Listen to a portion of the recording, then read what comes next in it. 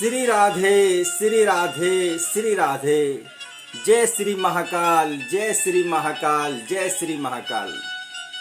प्रिय भक्तों, कलयुग में मनुष्य के लिए जो कल्याणकारी व्रत है, आज हम उस व्रत की कहानी, कथा और प्रसंग के विषय में चर्चा करेंगे।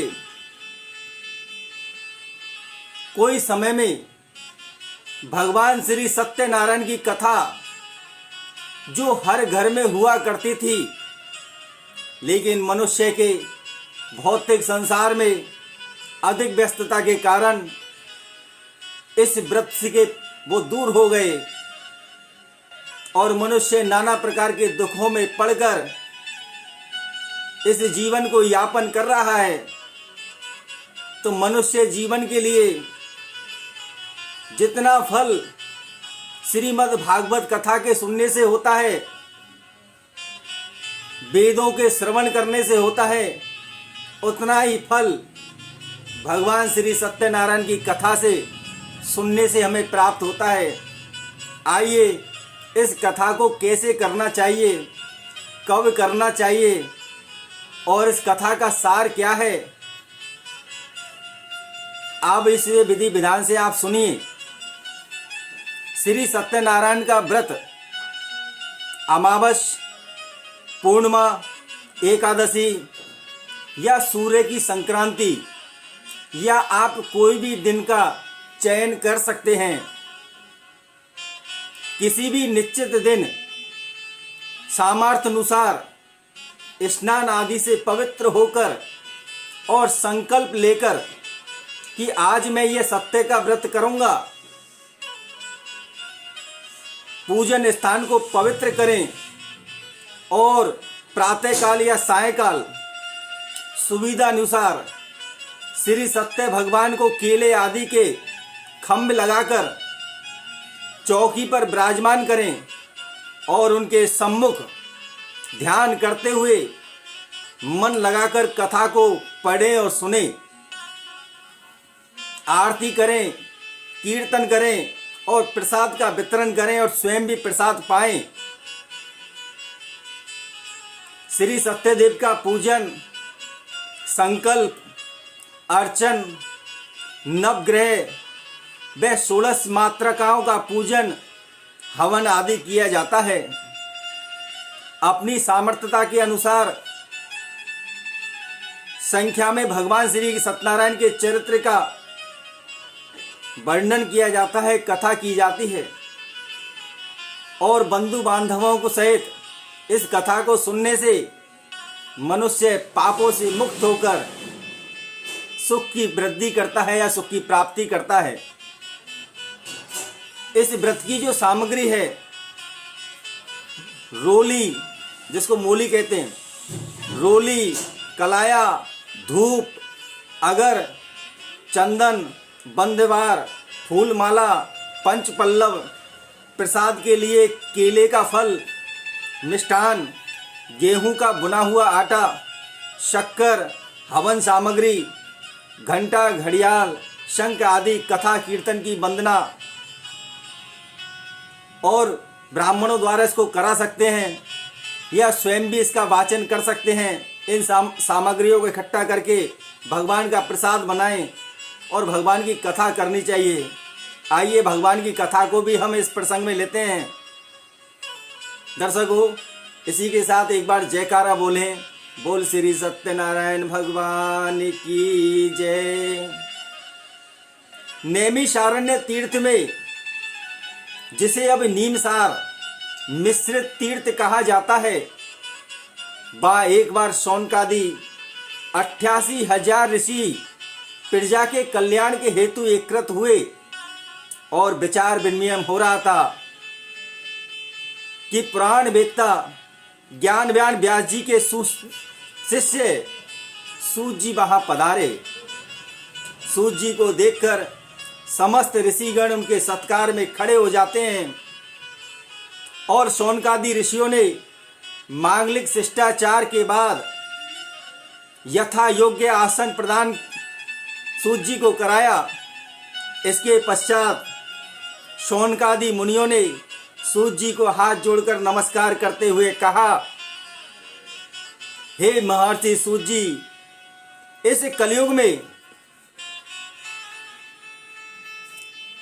मनुष्य को हरि भक्ति एवं जीवन सुख किस व्रत के प्राप्त होगा? आप जानते हैं कि कलयुग में मनुष्य वेद विद्या से रहित, सत्कर्मों से दूर और पाप कर्म में संलग्न रहकर अनेक प्रकार के कर्म फलों के अधीन दुखों को भोग रहा है। उनका उद्धार किस सरल उपाय से हो सकेगा प्रभु? आप जानते हैं कि कलयुग में मनुष्य का प्राण केवल अन्न और धन है।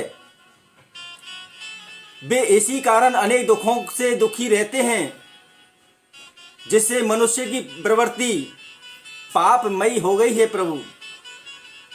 मिथ्याचार अपव्यवहार से प्राणी दुखी हो जाता है। इस कारण जन कल्याण के लिए कृपा करके कोई ऐसा उपाय बताएं जिससे थोड़े धन में दीन और अल्प बुद्धि वाले मनुष्य को अपना जीवन सुधार सकें। शास्त्र कहते हैं कि जिस उपदेश को मनुष्य पाप पुण्य करता है, उस पुण्य को पाप का भागी उपदेशक भी होता है। पुण्य का उपदेश करने वाला दयावान, कपट रहित, निष्पाप और निर्विरोधी, ये चार तरह के मनुष्य भगवान के रूप हैं। संसार में ज्ञानी होकर जो दूसरों को ज्ञान नहीं देता है, उससे परमेश्वर प्रसन्न नहीं रहते हैं। आप तो पृथ्वी पर ज्ञान का विस्तार करने वाले हैं प्रभु।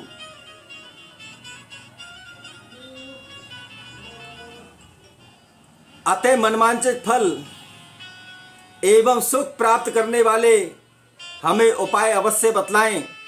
सूत जी बोले, हे मुनि श्रेष्ठो, आप धन्य हैं जो सदैव मनुष्य के और प्राणियों के हित चाहने वाले हैं।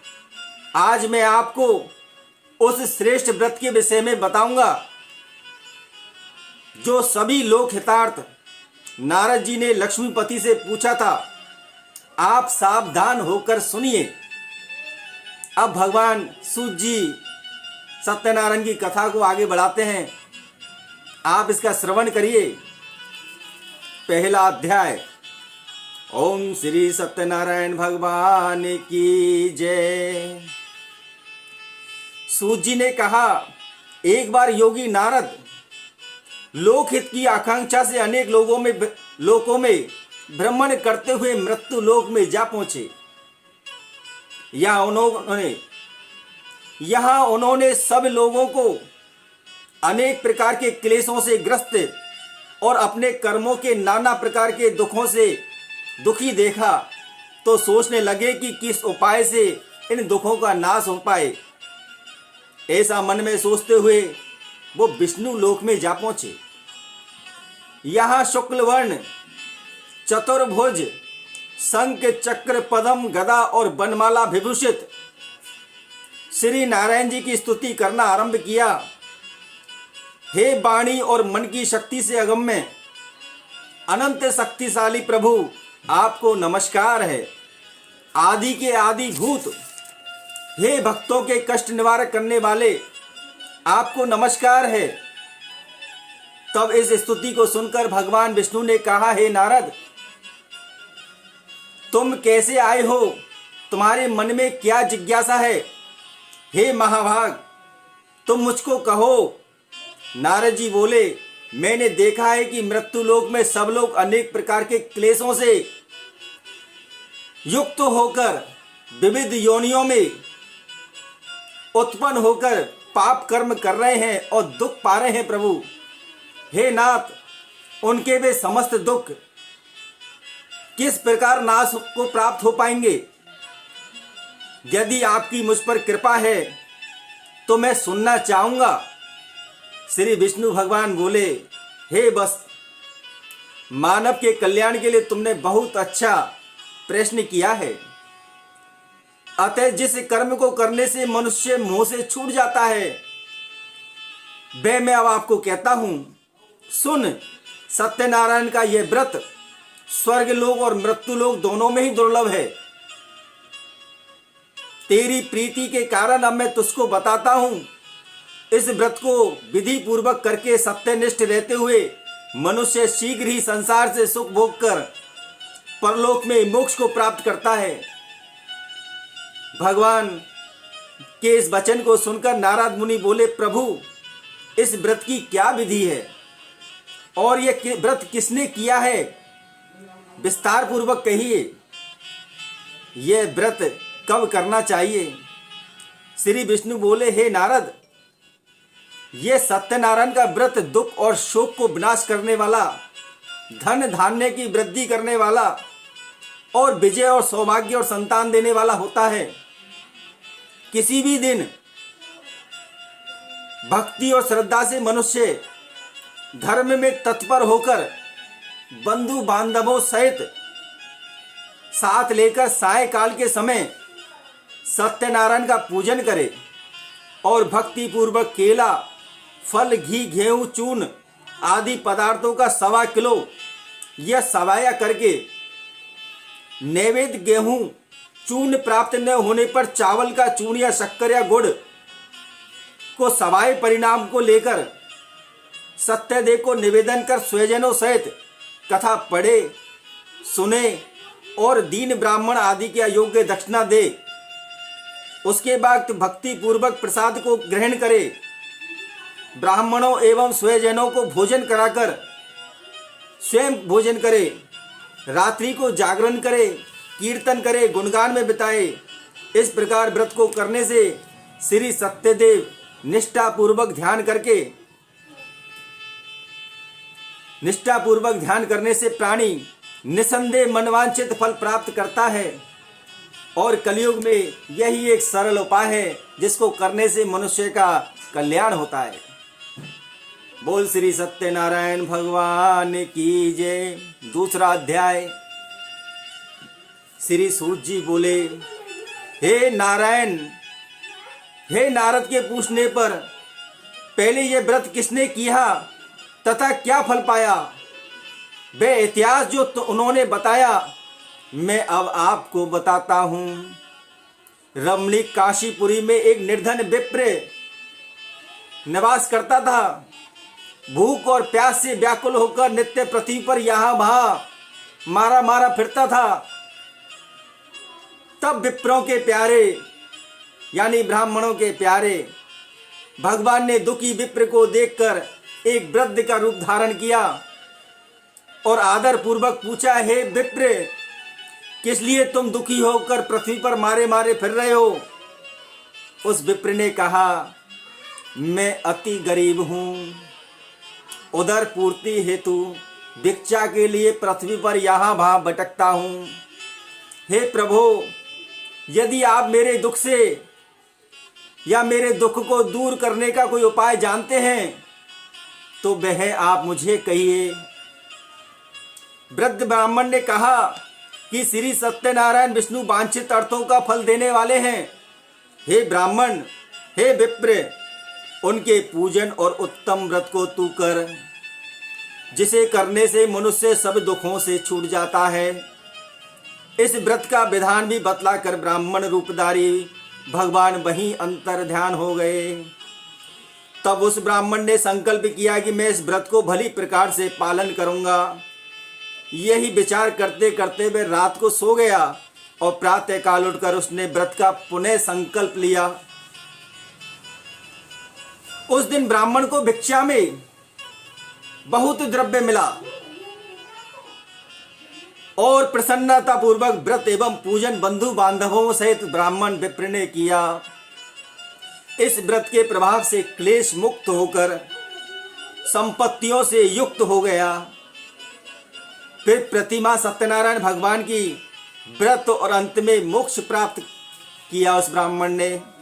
हे ऋषिगणों, भगवान द्वारा नारद जी को बताए हुए सत्यनारायण व्रत को जो भी संसारी व्यक्ति करेगा उसके समस्त दुखों का नाश होगा।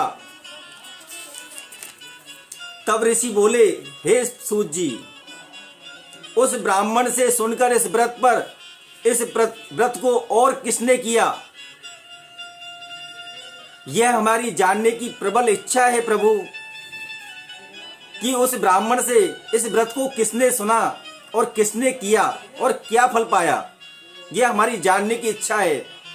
सूत जी कहने लगे, हे ऋषियों, एक बार द्विज श्रेष्ठ बंधु बांधव सहित श्री सत्यदेव का व्रत पूजन कर रहा था। उसी समय एक लकड़हारा प्यास के कारण व्याकुल हो उस ब्राह्मण के घर में लकड़ियों को बाहर रखकर अंदर घर के अंदर आ गया।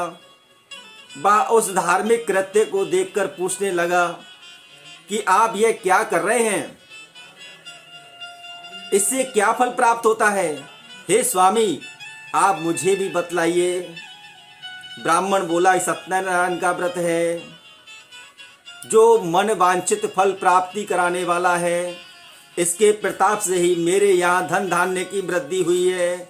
व्रत के विषय में समस्त जानकारी प्राप्त कर पानी पीकर वह लकड़हारा अपने नगर को आ गया। उसने मन में विचार किया, लकड़ियों से बेचकर जो धन प्राप्त होगा मैं उससे व्रत को करूँगा। ऐसा विचार करता हुआ वह धनवानों की बस्ती में जा पहुँचा और वहाँ उस दिन दूने दामों पर लकड़ियाँ बिकी। तब वह बड़ा ही प्रसन्न हुआ और पके हुए केले, शक्कर, दूध, गेहूं का आटा आदि सवाई मात्रा में लेकर अपने घर आकर बंधु बांधवों सहित व्रत किया और व्रत के प्रभाव से धनवान, पुत्रवान और संसार का भोग भोग कर सत्य लोक को प्राप्त हुआ। बोल श्री सत्यनारायण भगवान की जय। तीसरा अध्याय। सूत जी बोले, हे मुनि श्रेष्ठों, अब आगे की कथा सुनो। एक समय उल्का मुख नामक बुद्धिमान और जितेंद्रिय राजा था। वह नित्य मंदिर में जाता, द्विज जातियों को दान आदि से संतुष्ट करता। वह अपनी रानी के साथ एक दिन भद्रशिला नदी के तट पर सत्यदेव का व्रत कर रहा था कि उसी समय वहां साधु नामक एक व्यापारी की नाव आकर किनारे लगी। वह वैश्य राजा को वहां देखकर श्रद्धा पूर्वक उनके समीप गया। राजा को देखकर वे विनय स्वर में पूछने लगा, हे राजन, आप भक्ति पूर्वक ये क्या अनुष्ठान करते हैं। राजा बोला, हे साहूकार, मैं पुत्र की प्राप्ति के लिए सत्यदेव का व्रत कर रहा हूँ।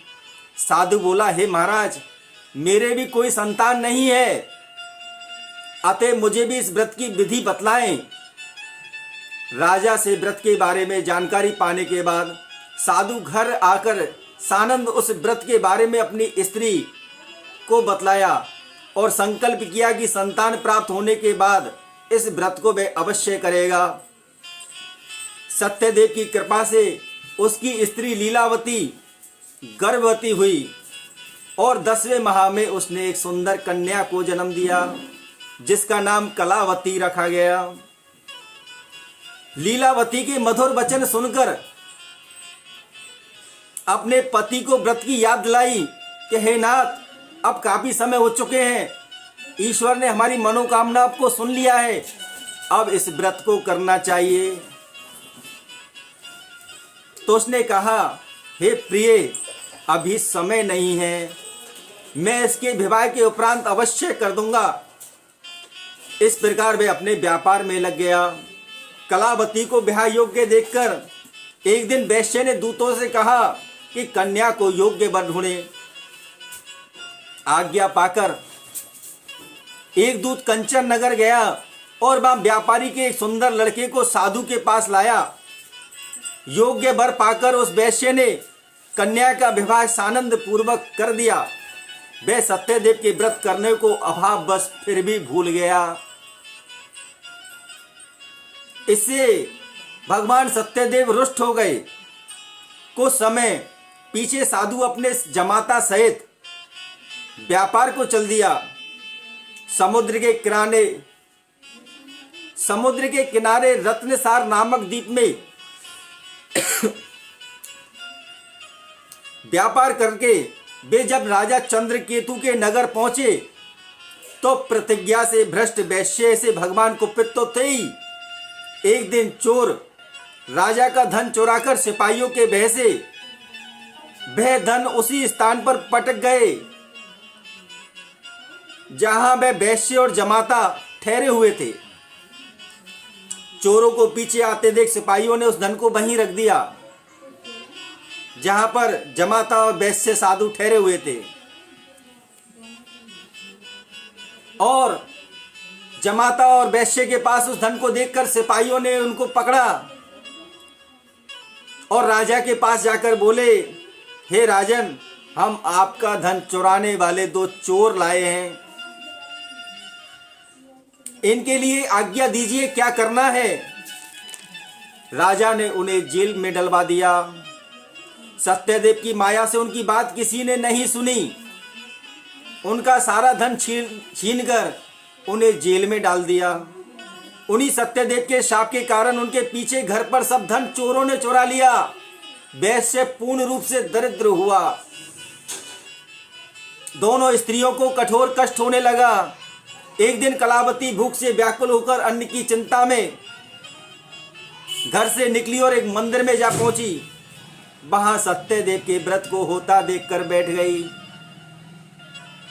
और रात को देर आने से कारण मां ने पूछा तो उसे डांटा। तो कलावती बोली, हे मां, मैंने मंदिर में ब्राह्मणों को मन वांछित फल देने वाले सत्य व्रत के बारे में सुना है। पुत्री के वचन सुनकर उसकी मां बड़ी प्रसन्न हुई और सत्यदेव के व्रत को याद कर उसे संपन्न किया। व्रत के करने से भगवान सत्यदेव फिर से प्रसन्न हो गए और राजा चंद्रकेतु के स्वप्न में जाकर कहा, हे राजन, सुबह होते ही उन दोनों वैश्यों को छोड़ देना, उनका धन को वापस कर देना, नहीं तो मैं तेरे राज्य को नष्ट कर दूंगा। प्रातःकाल होते ही राजा ने सभासदों को अपना स्वप्न सुनाया और जेल में पड़े हुए दोनों वैश्य बंदियों को सभासदों की सलाह के अनुसार छोड़ दिया।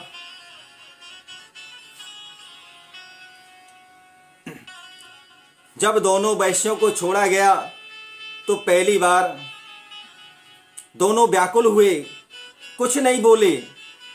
राजा ने उनके बाल आदि बनवाए, स्नान आदि करवाए, सुंदर वस्त्र उनको पहनने को दिए और उनको दोगुना धन देकर के विदा किया और कहा, तुम्हें यह महादुख किसी देव गति के कारण ही प्राप्त हुआ है। अब आप निर्भय होकर जाइए। राजा को प्रणाम करके दोनों आनंद से अपने घर को चल दिए। बोलो श्री सत्यनारायण भगवान की जय। यहाँ पर इस कथा का 4था अध्याय आरंभ होता है, 3रा अध्याय पूर्ण होता है। सूत जी बोले, हे मुनियों, राजा के यहाँ चलकर उन साहूकार ने मांगलिक कर्मों को अपने नावों के घर जाने की यात्रा शुरू की। साहूकार कुछ दूर जाने पर भगवान दंडी ने परीक्षा स्वरूप भगवान ने दंडी का रूप धारण किया और यह जानना चाहा कि अभी तक इन दोनों वैश्यों ने सत्य और धर्म को अपनाया है या नहीं। उन्होंने साहूकार से पूछा, हे साहूकार, तुम्हारी नावों में क्या है। साधु ने अनादर पूर्वक हंसते हुए कहा, हे दंडी, तुम ये क्यों पूछते हो, क्या धन लेने की इच्छा है। मेरी नौकाओं में तो लता पताकाएं हैं। ऐसे कठोर वचन सुनकर दंडी रूपधारी भगवान बोले, तेरा वचन सत्य हो। ऐसा कहकर दंडी स्वामी उनके पास आगे चलने लगा। इधर जब साधु वैश्य ने नित्य कर्मों से निवृत्त होकर अपनी नावों को जल के ऊपर उठा हुआ देखा, जो पहले पानी के नीचे बैठी हुई थी, उन नावों को ऊपर देखा तो आश्चर्यचकित हुआ। नावों के पास आकर देखा तो उन पर धन के स्थान पर नावों में लता पताकाएं भरी पड़ी हैं। यह देखकर साहूकार मूर्छित होकर गिर गया। जमाता भी शोक करने लगा। बाद में जमाता बोलता है, आप शोक क्यों करते हैं, उस दंडी स्वामी का यह श्राप है, चलो उसी के पास चलते हैं, वह सब कुछ करने में समर्थ है। तब दोनों दंडी स्वामी के पास जाकर भक्ति पूर्वक कहने लगे कि इस मेरे इस अपराध को आप क्षमा करें। दंडी स्वामी प्रभु बोले, तू बार बार मेरी पूजा से विमुख हो जाता है, अपनी प्रतिज्ञा से भ्रष्ट हो जाता है और मेरी आज्ञा से ही तू दुख पाता है। यह सुनकर साहूकार बोला, प्रभु मैं आपकी स्तुति करता हूँ। हे स्वामी, आपकी माया को जब ब्रह्मा और देवता भी मोए हुए आपको नहीं जान सकते तो मैं अज्ञानी भला कैसे जानूंगा? मैं आपकी शरण में हूँ। भक्ति भरे ऐसे वचनों को सुनकर भगवान ने उसको मनचाहा वर प्रदान किया और वहां से अंतर ध्यान हो गए। फिर धन से परिपूर्ण नावों को लेकर वैश्य ने अपने साथियों सहित विधि पूर्वक पूजन किया। फिर अपनी नावों सहित अपने देश की यात्रा की। अपनी रत्नपुरी नगरी के पास पहुंचकर साहूकार अपने जमाता से प्रसन्न होकर बोले, देखो हमारी रत्नपुरी आ गई है। इसके बाद उसने नावों को किनारे लगाकर दूत को घर भेजा। वह दूत नगर में जाकर साहूकार की स्त्री लीलावती को संदेश देता हुआ कहता है कि साधु वैश्य अपने जमाता और धनधान्य सहित नदी तट पर आ गए हैं। दूत के मुख से ऐसा वचन सुनकर लीलावती प्रसन्न हुई और सत्यदेव का भगवान का पूजन करके अपनी पुत्री से बोली कि मैं स्वामी के दर्शनार्थ जाती हूँ, तुम भी पूजा समाप्त करके आ जाना। किंतु लीलावती पूजा समाप्त करके अति उतावली होकर भगवान के प्रसाद को छोड़कर ही पति के पास चली गई। इस कृत्य से सत्यदेव फिर से रुष्ट हो गए और उनको उनकी पति की नाव को धन सहित जल में डुबो दिया।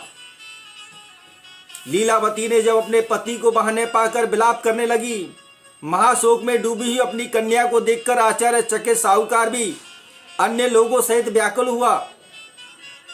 लीलावती विलाप करती हुई बोली, न जाने किस अपराध से मेरे जमाता आलंक्षित हुए हैं। सत्यदेव की महिमा को कौन जान सकता है? वह शोकाकुल कलावती अपने पति की खड़ाऊ लेकर सती होने की तैयारी हुई तो साधु वैश्य ने विचार किया, या तो सत्यदेव ने नाव को हर लिया है या हम उनकी माया में पड़ गए हैं। वह सबके सामने संकल्प करता है कि सामर्थ्य अनुसार सत्यदेव का व्रत करूंगा। ऐसा मनोरथ कर वह बार बार भगवान को प्रणाम कर पृथ्वी पर लौटने लग जाता है।